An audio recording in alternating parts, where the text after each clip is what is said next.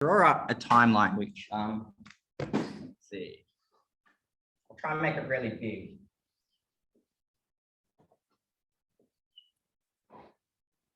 People kind of see that, is that, yeah? So this is like a timeline, right? And, you know, it just measures time, and normally we pick a periodicity. You know, maybe I'll just talk in years because that's a common time frame, but it could be weeks, it could be fortnights. The key thing is that it's equal periods. And you know, we start at time 0, then we have time 1, time 2, time 3, and so on. And I'll just talk generically about going up to a time n, however long it happens to be. And so obviously the period before time n would be n-1, n-2, and so on. So that's like your generic setup of how we can start to think about annuities, because the key thing with annuities, I guess the key difference between an annuity and just thinking about one cash flow is an annuity is a regular series of cash flows. So instead of dealing with just one, you're dealing with many. And I think for those students who don't get a really strong level of comfort with dealing with just one cash flow, then it kind of just, it gets a bit all too much because you have to do it with many. So what I might do is let's just think about one cash flow, and I'll just call it X so we can keep it in generic terms. And let's say there's a cash flow of X that happens at time 1. And let's say I receive that cash flow. Let's just say I get X dollars at time 1. Now, there's a whole bunch of concepts that we then get introduced to when we think about financial math. And the first one is what's referred to kind of in the business as the time value of money. I'm not sure whether in the syllabus those words are specifically used, but that is the concept on the street. You know, like if you're talking out there with financial people, time value of money is kind of what we mean when we say this X dollars at time 1 is worth X dollars, but at any other time will be worth something other than X dollars. And there's a few things we can do. We can either think about what that X dollars would be worth earlier. So for example, what if I thought about it at time 0? So what is the equivalent of that X dollars now? And if I thought about that, we refer to that, the jargon is called the present value. I'll call that PV, present value. So if I'm here at time 0, and I know there's a cash flow at time 1, you know, I can think, well, what is the equivalent now? And then I can also, if I wanted to, think, well, what is the equivalent at time 3? Or what is the equivalent at time n? Like I can jump to any point in time I like using the time value of money. And when I'm moving forward, we call that a future value. And the future value can be anywhere. So the first misconception is to get students to understand there isn't just one future value. You know, the future value is a value at any time in the future that you have decided to focus on. And normally in real scenarios, there's an obvious time. Like if we're thinking about a loan, the natural time to think of the future value would be the end of the loan. Like that's a natural time. The natural time to think about the present value would be the day you took out the loan. Like there are kind of natural times, but thinking most generally, present value just means moving back in time. Future value means moving forward in time. And the way we're moving is using time value of money. So what I might do is just draw up kind of the math that I suspect everyone here already knows, but just to kind of begin this journey, if I wanted to move X to its present value at time 0, the present value would be equal to X times 1 plus, I'm just going to call it R for a rate, to the power of -1. And the reason it's 1 is because I'm moving one period, and the reason it's -1 is because I'm moving backwards. Is everyone cool with that? I kind of assume you would be, but I figure I'll say it just to start. Now, the first misconception that I saw even in the standard HSC questions that we were asked to look at before the tube is around this term here, the R. Because what I've noticed at NESA or whoever writes these exams is that they just always call this the interest rate. And I think it's a bit intellectually lazy and it's technically not correct, but it kind of works as long as everybody's happy to just ignore kind of the detail, because this rate is actually, again, on the street called the discount rate. And that can also be a bit confusing because sometimes we use it to discount when we're moving back, but sometimes we use it to compound when we're moving forward. But regardless, it's always called the discount rate. And only in very specific circumstances is it actually an interest rate. Interest is a very specific concept. Normally it involves a contractual promise to pay a rate of return. And that typically happens on debt. So a loan, like you might be familiar with the loan, or a bond. But the vast majority of applications of financial mathematics aren't just loans and bonds. They're in broader investments, and there aren't contractual promises, notwithstanding there's still money moving. So discount rate is the technically correct term. And I noticed there was one of those standard questions said, you know, you've got an option between two investments. One of them has this interest rate compounding, one of them has this interest rate simple interest. And it's like, I mean, you can kind of get what they're saying, but technically it's not an interest rate if it's an investment, it's something else. Anyway, that's a minor aside, but that's the deal. That's the present value of this one cash flow. Now, where we move from kind of just one cash flow to an annuity is we say, well, we're not just going to have one anymore, we're going to have a whole bunch, you know, in a regular series. So here, I'm saying I'm not just going to have X at time 1, I'm going to have X at time 1, time 2, time 3, time so on, all the way up to time N. Once we do that, once we have a regular, oh, hey, that's my 10 minutes, Kate Camara. Can I keep going? Yeah. Once we add all these X's, that's when we're in annuity territory. And that's really kind of the fundamental difference. And so where I looked at the X here and did 1 plus R to -1, now I just have to bring them all back in time. So I go plus X, 1 plus R to -2, plus X, 1 plus R to -3, and I keep going, X, 1 plus R to the -n.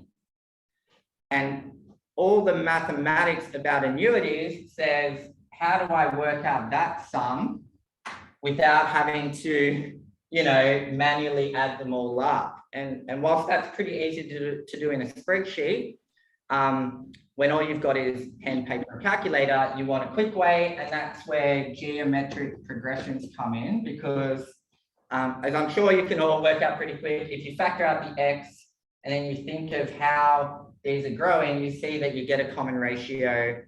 It's less than 1. You can use the sum of a GP formula and you end up like with this PV being X, 1 minus 1 plus R to the -n on R.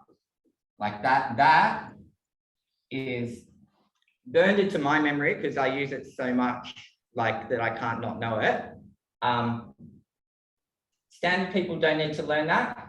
But I did notice on my prac, the teacher was teaching that to his standard kids so that they could double check what they were getting from tables. And I thought that's wise.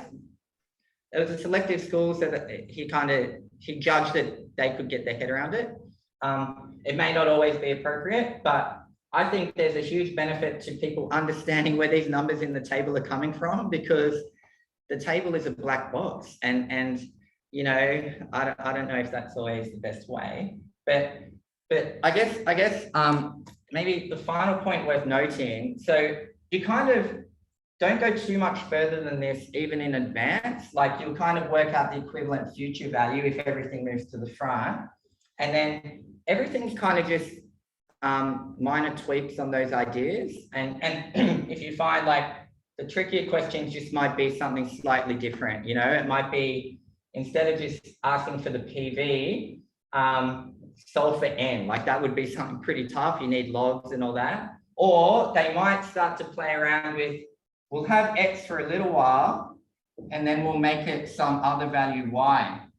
Do you know what to do? Can you really get your head around that? And I mean, most of my degree was like, what happens if X isn't constant anymore, but constantly growing or constantly shrinking? Or what happens if X, this payment is completely random? Like that's when it becomes actuarial. That's when it's like, I don't know what X is. I need a probability distribution around X. Let's still do all this mathematics, but be able to, I guess, assess things when we don't actually know the values. So I don't know, I probably shouldn't talk too much more. I mean, if you want to look at like actual where this happens in real life, like the other video I talked about yesterday, I delved into a lot of that.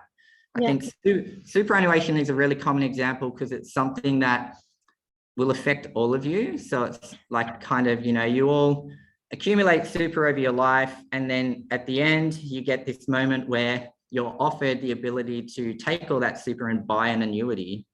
And it's at that moment that you, if you know this mathematics, you might be able to work out whether they're trying to rip you off or not. And, you know, they are trying to rip you off. It's just by how much, and it's whether you're happy with the deal. And most people, again, just see it like a black box. Okay, these are the numbers you're telling me. You must be right because you're the professional. But having worked in that world, I know that they're not always right and they are trying to screw you. And the working assumption is like, don't believe them. Like that should be a starting point. Yeah. Thanks, Nathan. So very quickly, if anyone has any quick question. I'm still recording. So you were talking about tables. Is this some standard published table that gets distributed like a formula sheet as part of the exam, or is this something... I think it could even be in the formula sheet. I'm not sure, or maybe they just include it in the question when it comes. They include it in the question when it comes. So like, you know, back in the olden days when we didn't have calculators and you had, you know, your tables, or like, you know, when we did first year statistics, we'd get a whole bunch of tables. It's not like that. It will be, they'll give you maybe a 5x4 table of, so you're still tested on whether or not you can get the right column and row. We are going to do one of those examples, Pat. Good. Yeah. Oh, great. Thanks. Yeah. But I think you'll find the math is kind of not insurmountable, but it does. I think you just need to carefully build it up from one cash flow to many cash flows. And then if you can get there to when the cash flows change, I think if your students can get their head around those, they should be sorted like standard and advanced. I mean, yeah, I think. And the reason that the value of the cash flows change, this could be due to inflation perhaps, or it could be due to opportunity costs. You could have invested the money in something else and Matt, don't worry, we're always dealing with the mathematics contrived universe of financial maths. It's not a real life situation, don't worry. Matt, those concepts, opportunity cost and inflation, technically work their way into the discount rate. And again, that's why it's called a discount rate. That rate is both the rate of return, and it can be what they call real or nominal. If it's real, it means inflation hasn't been worked into it. If it's nominal, I like to call it nominal is inflation is in there. And so you can have two different rates, but the reason $1 today is not the same as $1 tomorrow is because of opportunity cost, because you could have invested it. The reason the actual cash flows could change is, you know, anything and everything. Like even if you have like a mortgage, they might tell you, okay, your repayments are $2,000 a month and you're happily doing that. And then you miss a repayment. And then they go, okay, well, now we need to redo all this math because your repayments are going to be different now. Or the interest rate changes. So, okay, it's all different now. Or they just say, like, you know, to try and hook you in, your repayments will be $1,000 a month for the first year. And then we'll make reality hits. You know, there's a huge amount of reasons, but it's actually more common than not that the payments aren't constant. It's actually rare for the payments to be constant. Yeah. I would like to say about Nathan's comment. I'm not going to say the branch of the bank, but they were offering loans, as Nathan said, to a particular year and everything. And if you have a little knowledge and you very simple put your income and the future value and everything, you will find that they will give you loans that you will never be able to pay. Oh, yes. At all. And the commission was for those financial advisors is just bring the people in. Doesn't matter if they cannot pay back the money. And Nathan is right. You just needed to put the basic numbers there and you will see that your income is not enough to pay that mortgage in 20, 30, 40 years. Jose, I did mention this yesterday. Actually, this is where the marketing department almost takes over the ethics department, because you take out a loan for 20 to 30 years and their whole strategy is when you get close to the end, they convince you to redraw on the loan and just to keep it. They want you paying that debt until you die. And even when you've stopped working, that's where super and lending come together, because they'll know that your super, if it's worked, will fund your retirement. And instead of using that super to go on nice holidays, you're using it to keep paying off a loan that you've trapped yourself in for the rest of your life. And it's dirty, but the cynic in me says it ain't going to change because there's too much vested interest, you know, the power in these places. Yeah, so I think knowledge is the power to fight it. I think people just need to. I remember a friend of mine asked me to help them work out if they could get a loan.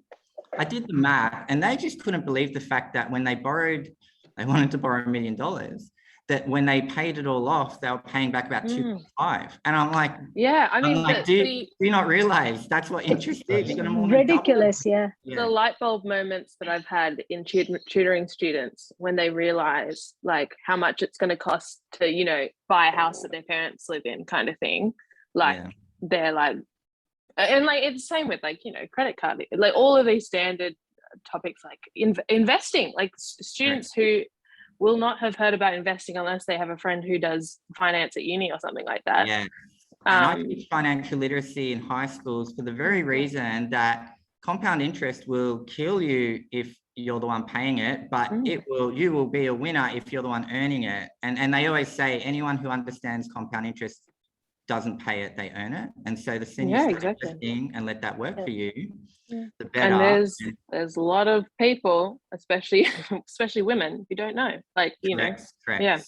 So I think there's a lot of work that needs to be done in this space, because right now, what I discovered going into schools teaching financial literacy, a lot of schools say, oh, we already have that. You know, Commonwealth Bank come in and do that from like year 2. And like all they're doing is selling their products. They're going, this is how you take out a loan. This is how you get a credit card, not this is how you earn compound interest.